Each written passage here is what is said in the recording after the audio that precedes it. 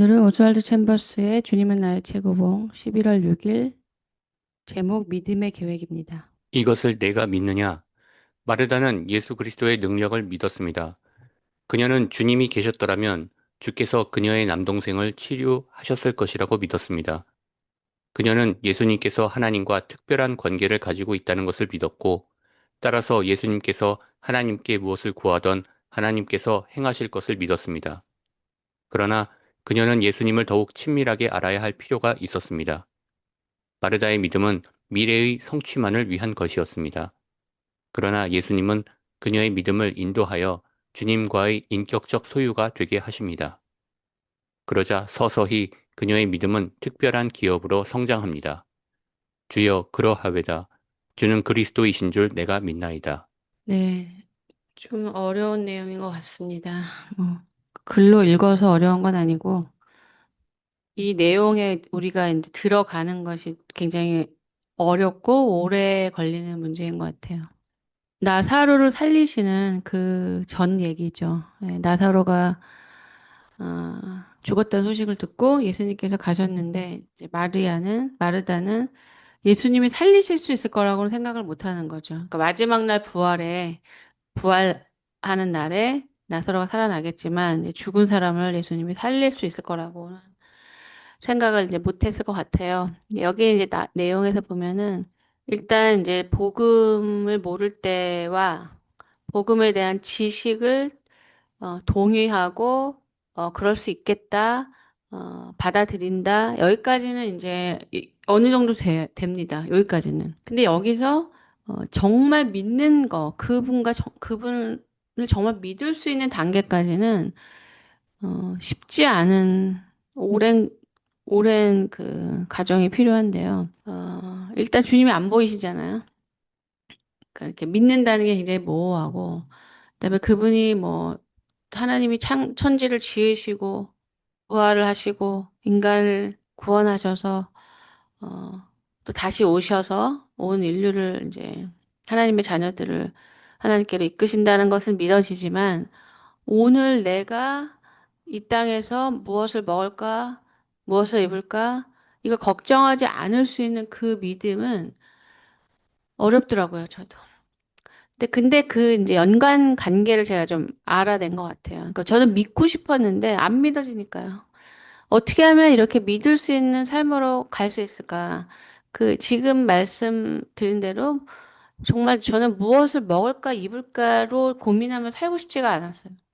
하지만 그것에서부터 자유롭진 않잖아요. 그러니까 아주 최소한으로만 그것이 해결된다면 나는 이거를 좀 알아보고 싶다. 이런 마음이 있었는데 하나님께서 걱정하지 말라고 그렇게 하셔가지고 한번 그걸 믿어보면서 이제 가기로 했죠. 근데 이게 그냥 단순히 나 이제 이 길을 갈 거니까 하나님이 무엇을 먹을까 입을까 걱정하지 말라고 하니까 그러면 하늘에서 이제 돈이 뚝뚝 떨어져가지고 내가 원하는 것을 막 해도 아무 문제가 없게 되는 것처럼 우리가 생각해요, 처음에는. 그래서 거기에서 많은 이제 오류가 생기죠. 제가 어릴 때는 뭐 홍수가 났는데 예수님도 물 위를 걸었으니까 우리도 이 물을 가로질러서 다리가 없는데 저 강 저편으로 가자. 이렇게 기도하고 쎄쎄쎄 하고 기도하고 갔는데 이제 빠져 죽었다. 이런 얘기도 들었고 돈이 없어서 교회를 지어야 되는데 나머지 돈을 끌고서 목걸을 샀는데 당연히 당첨이 안 됐다. 이런 얘기도 들었고. 예, 제가 이제 어떻게 하면 그 하나님 말씀이 삶 속에서 이루어지는가를 고민하면서 알게 된 거는 일단 실제로 믿기 위해서는 한번 알아보는 걸로는 절대 믿음이 주어지지 않아요. 그러니까 이 믿음은 어떤 분에 대한 어떤 인격적인 믿음이기 때문에 그리고 그분은 우리를 따르라고 하시잖아요. 그러니까 따르는 결단을 속에서 그분을 알아가면서 믿어지는 거죠. 그러니까 많은 사람들이 첫 번째 단락에서 많은 기독교인들이 얼마나 많이 성경의 얘기도 듣고 어릴 때부터 뭐 유년주일학교 뭐 교회 설교 다 알죠. 막 뭐 마테마가 누가 요한 다 알고 예수님 제자들 열두 이름을 다 외우고 뭐 저희 때는 성경 어떤 성경이 있는지 노래도 했었잖아요. 뭐 노래로 성경, 뭐, 마테마가, 누가, 요한 이런 것들, 또 예수님 제자들 다, 그거는 그거고, 그 예수님이 우리의 삶 속에서 이루어지기 위해서는 지금 여기서 말씀하시는 인격적 믿음. 그럼 그 도대체 인격적 믿음이 뭐냐? 그거는, 그분을 따른다는 걸 의미하는 것 같아요. 제가 볼 때는. 왜냐면 인격적 믿음이라고 하면 사람들은 또 예수님을 굉장히 또 친구처럼 이 하나님이 저 위에 계신 좀 어렵고 힘든 분이라고 생각하고 막 조아리고 두려워하고 무서워하기도 하면서 또 뭐 따르기도 하는데 그 인격적으로 관계라고 하면은 또 굉장히 가볍게 함부로 어 존중함 없이 관계를 해요. 그러면은 사람들이 저에게 나는 그렇게 관계하지 않았다. 근데 당신은 왜 그렇게 말하느냐? 이렇게 말씀을 저한테 질문을 하신다면 제가 할 말이 있죠. 예. 사람들은 무지하잖아요. 예, 제가 여러분들을 이제 인생에서 만나면서 힘들었던 거는 정말 저희 집은 특이하게 굉장한 그 예의와 그 도덕과 그 인간에 대한 존중 같은 거를 많이 배웠는데 그런 게 너무 없는 거예요. 그래도 너무 힘들었거든요. 그러니까 그들도 나름대로는 제가 저를 힘들게 하는 사람들도 나름 도덕이 있고 다 있어요, 기준이. 저의 기준보다 낮아서 문제죠. 그러니까 우리가 주님을 나름대로는 존중하고 뭐 나름대로는 사랑한다고 하지만 그 아무리 우리가 최고로 관계를 해도 그분을 인간적으로 생각하는 거예요. 그러니까 이거는 참 어려운 일이에요. 하나님이 우리를 아버지라고 부르라고 하셨죠? 우리에게 그분을 아버지라고 부르라고 하셨는데 이 아버지가 하나님이시라는 걸 알아야 돼요. 그러니까 엄청난 사랑인 거죠. 하나님이 우리 아버지가 되셨으니까요. 네, 저희가 이제 대부분 첫 번째 단락에서 신앙이 끝나기 때문에 주님과 인격적 관계가 되지 않습니다.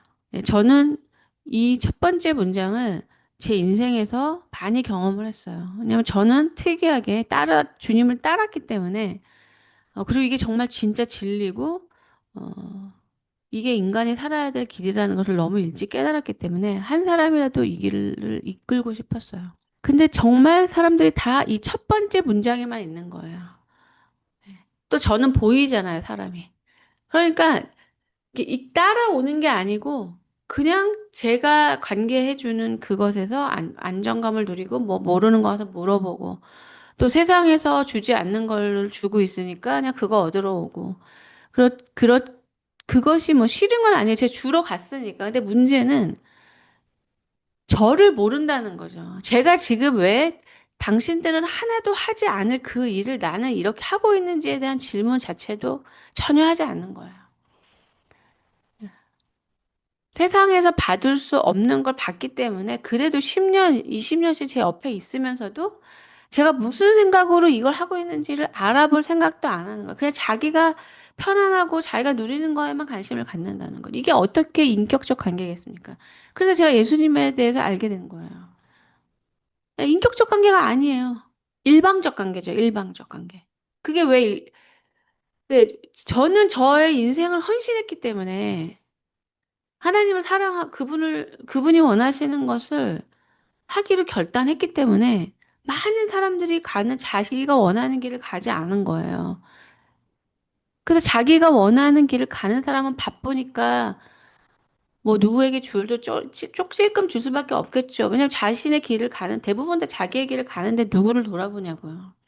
그래서 제가 풍요롭게 사람을 살릴 수 있는 그것의 가치를 뒀기 때문에 줬는데, 그럼 이렇게 기가 막힌 본인들이 좋아서 옆에 있을 정도면 그걸 왜 하는지에 대한 궁금함이 없다면 어떻게 저랑 관계가 되냐는 거죠. 그러니까 얼마나 우리가 사람을 일방적으로 관계하고, 제가 늘 예를 드리는 거. 그냥 자기가 먹고 싶으면 저 사람도 먹고 싶은 거 했지. 아니면 내가 이거 먹고 싶으니까 그냥 너는 이거 먹어. 약간 거의 이런 식. 네, 상대를 알려고 하는 정말 이게 제가 여기에 이렇게 헌신하게 된 것도 정말 진짜가 너무 없는 거예요. 그 진짜가 아닌 게 너무 느껴지고 뭐 그렇다고 해서 저도 진짜는 아니니까 진짜가 좀 되자. 진짜가 뭐냐? 뭘 해도 또 자기가 붙잖아. 사랑이 없거나 사랑이 있으면 거기 뭘 해도 또 자기가 들어가요. 자기의, 자기 뜻, 자기 칭찬, 다 진짜, 오히려 자기가 들어간 사랑은 부패된 사랑인 것 같아요. 차라리 안 하는 게 저는 나은 것 같아요. 왜 받은 게 부담스러워요, 그런 거. 뻔히 왜 하는지 아니까. 그럼 저한테 그걸 어떻게 그러면 아냐. 그건 제가 뭐 예민해서 아는 게 아니고 하나님이 말씀하신 거예요. 그러니까 뭐 직접적으로 저한테 말씀하신 건 아니지만 성경적으로 인간의 영혼이 회복이 되려면 아주 순전한 사랑이어야 돼. 자기 유익이 없는. 그거는 하나님이 그만큼 인간의 영혼을 귀하게 여기신다는 거거든요. 그냥 먹다 남은 껌 너무 배고파서 남들이 먹다 남은 거 필요 없는 거 받아서 회복되지 않는다는 거야. 아무리 그 사람이 겉으로는 노숙자고 거지라고 할지라도 그래서 그 사람한테는 뭐 내가 먹다 남은 걸 줘도 그 사람은 육체적으로는 배가 부를지 모르지만 인간의 영혼은 하나님이 예수님을 통해서 우리를 살리신 것처럼 자기 유익이 없는 아주 순전한 사랑만으로 인간이 살아날 수 있다라는 그걸 제가 배우고 나서 예술가적 관점으로 그걸 해보고 그걸 하고 싶었어요. 그 일에 제가 헌신되고 싶은 마음이 있었어요. 왜냐하면 너무 세상에 진짜가 없고 그걸 보는 게 너무 힘들고 괴로웠어요. 네. 우리가 두 번째 단락으로 가지 못하는 게 이런 자기중심성, 자기가 좋은 걸로 끝나는 거. 네. 하나님의 아들이 죽었다는데도, 죽기까지 사랑했다는데도 아무런 관심이 없어요. 뭐 하나님이니까 죽었다가 살아나신 거지 뭐. 그게 뭐 하나님인데 무슨 뭐 고통이 있겠어. 뭐.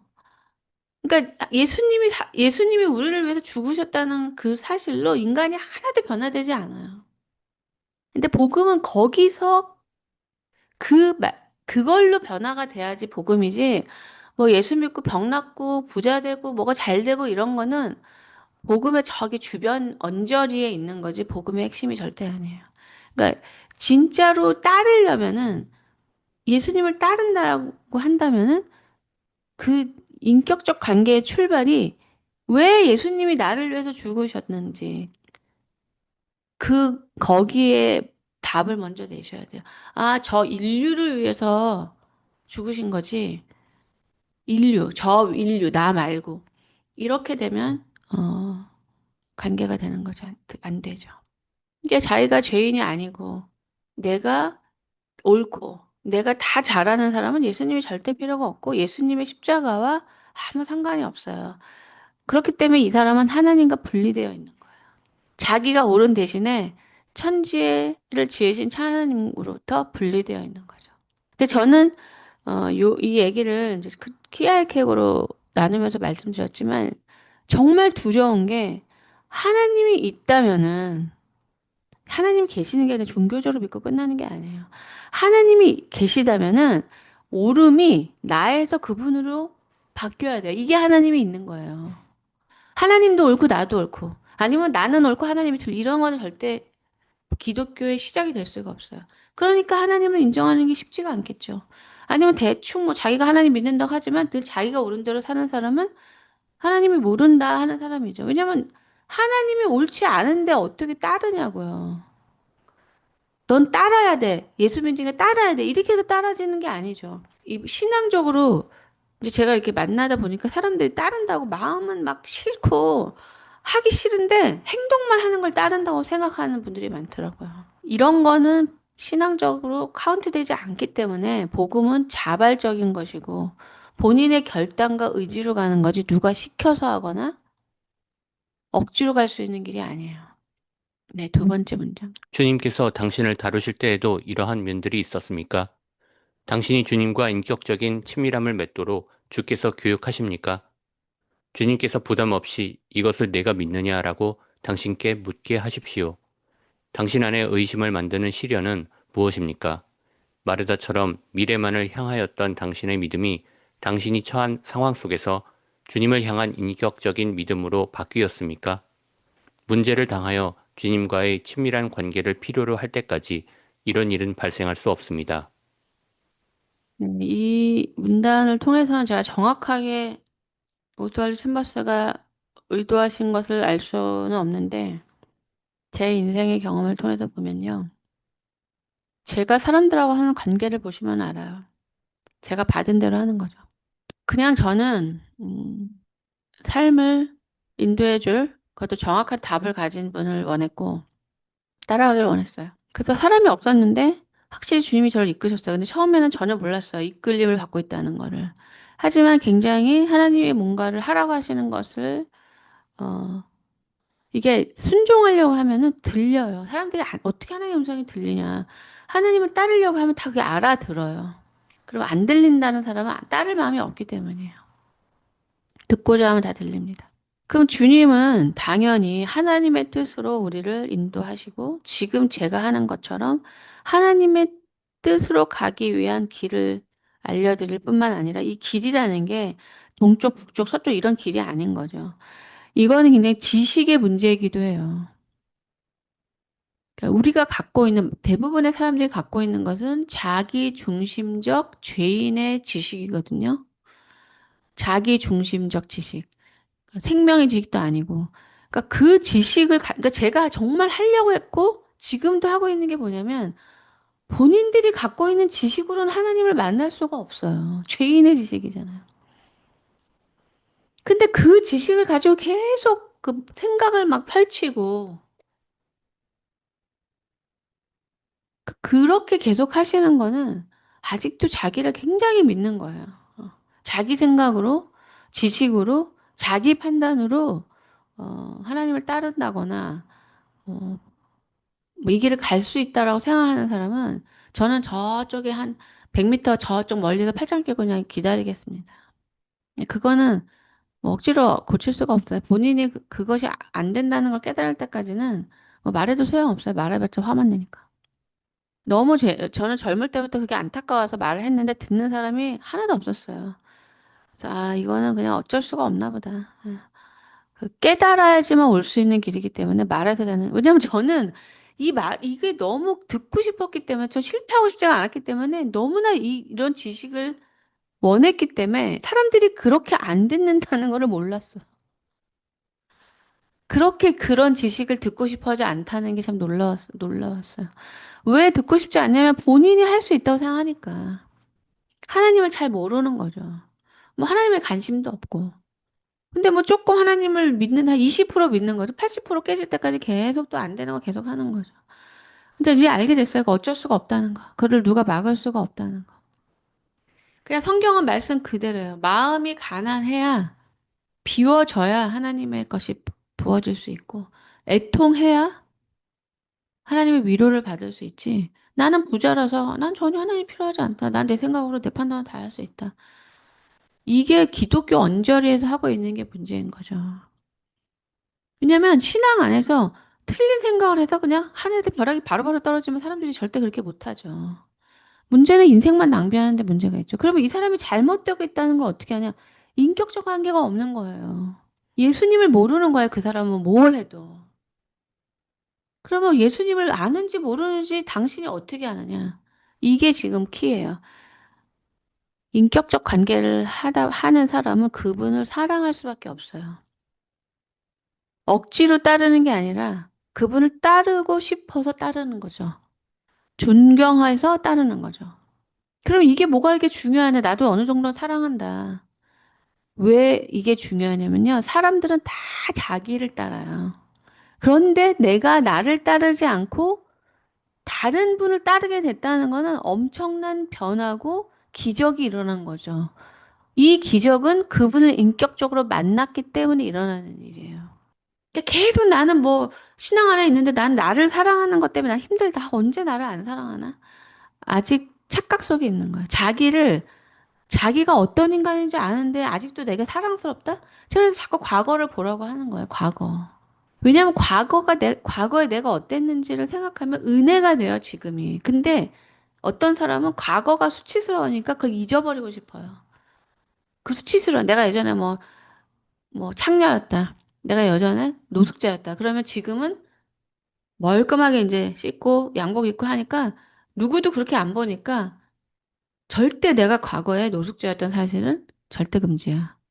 이런 사람도 되게 많아요. 이 사람은 복음을 이용하는 사람이고 은혜를 악용하는 사람인 겁니다. 그래서 은혜로부터 벗어나게 돼요. 왜냐면 그 사람이 멀끔해진 이유는 생명이 그 사람에게 주어졌던 거지. 이런 식으로 자기 월십으로 나아가면 당연히 생명에서 분리되고 주님이 허락하지 않습니다. 그러면 다시 노숙자 되는 거예요. 영적으로. 네. 저는 그 죄인들의 노력에 지쳤고, 왜 지쳤냐면 어떻게 그렇게 극심하게 자기만을 사랑할 수 있는지. 본인들은 그게 못 보죠. 왜냐면 합리화, 위선, 자기속임, 이러면서 본인들이 아주 그냥 알고 하는 게 아니에요. 속아요. 속는 이유에는 다 그 안에 죄들이 이렇게 숨어 있는 거예요, 죄들이. 이걸 주의하셔야 돼요. 나는 알고는 안 그러죠. 근데 나는 열심히 주를 위해서 했는데 하나님을 열심히 섬긴다는 사람들이 예수님을 죽인 거예요. 그게 하나님을 잘 섬기는 거라고 생각해서 죽인 거라고요.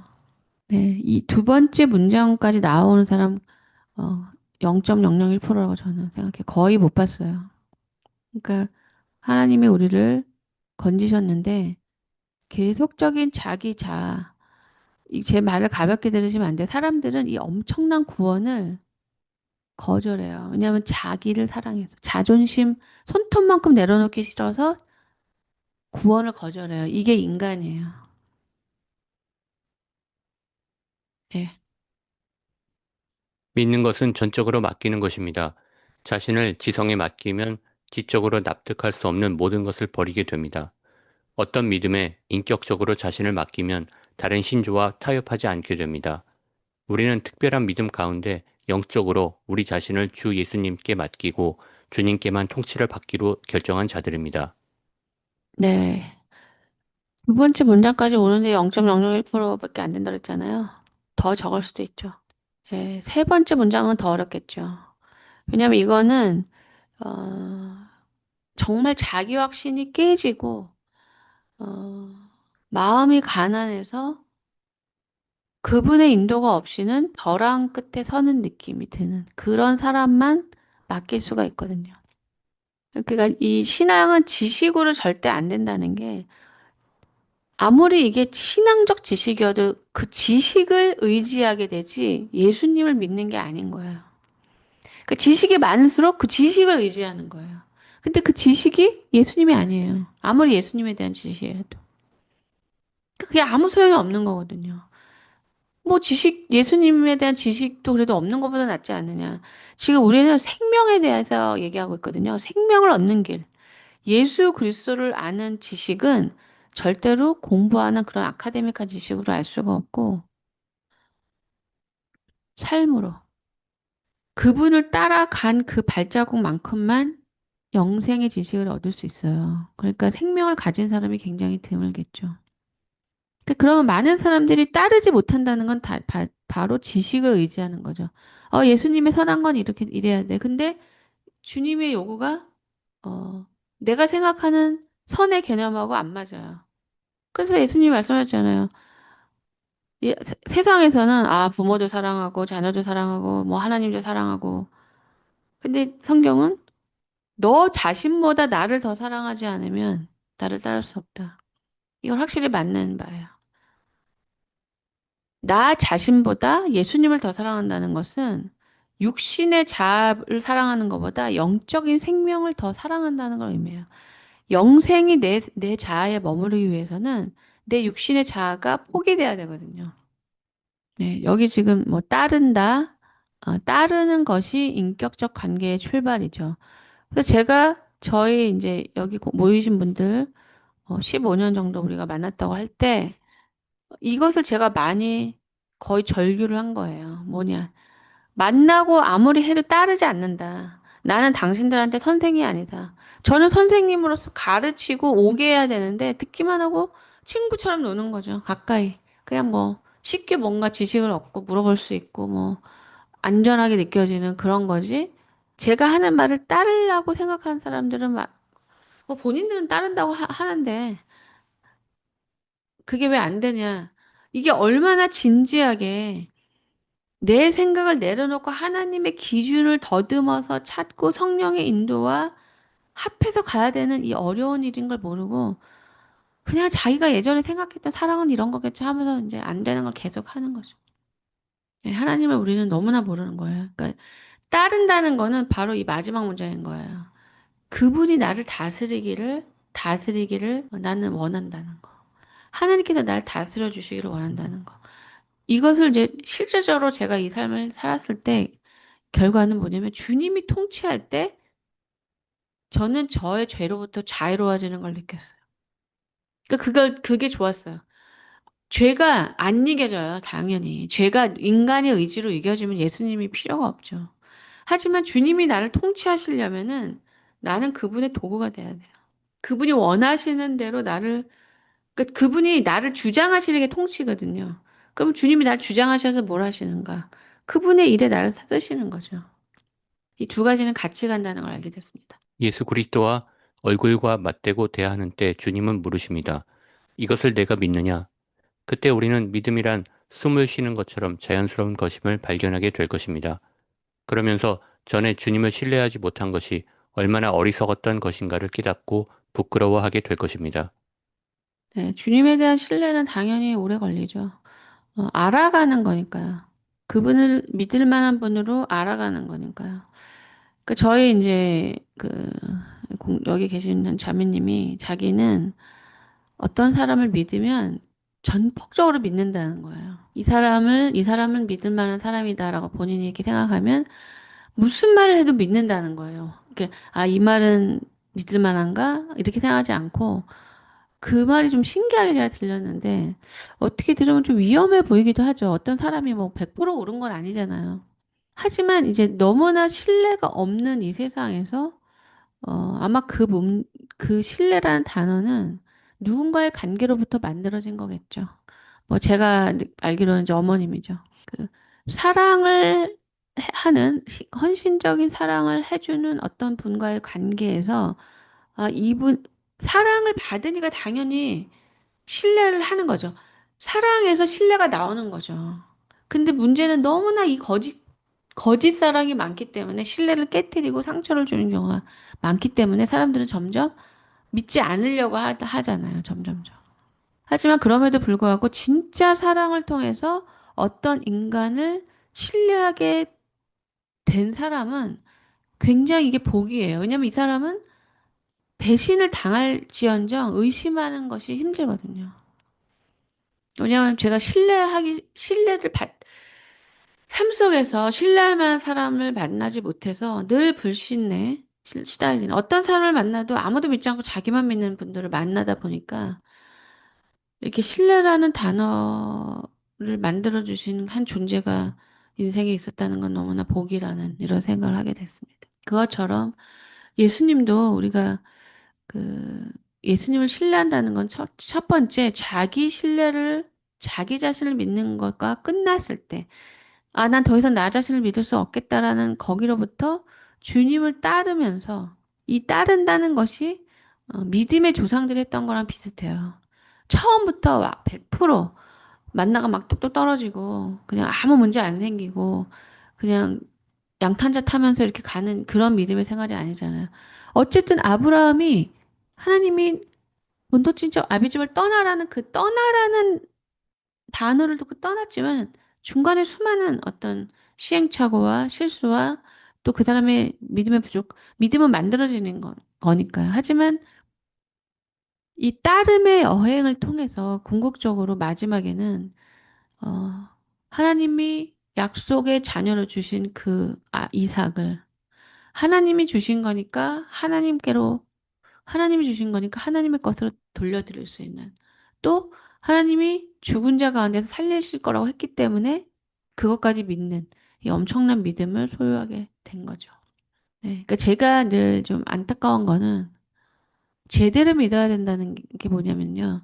이게 제대로 믿게 되면 아브라함과 같이 우리 인생에서 나는 시행착오를 하고 뭐 자충우돌을 하고 하지만 점점 하나님이 어떤 분인지를 알아가게 되면서 평강 가운데 은혜 가운데 영적인 열매가 맺혀져요. 근데 이게 제대로 안 되면 아무리 오래 믿어도 전혀 주님을 알지 못하는 그래서 제가 볼 때는 시간 낭비만 하는 그런 사람들이 너무 많기 때문에 이걸 좀 막아보려고 했는데 그것도 좀 어렵더라고요.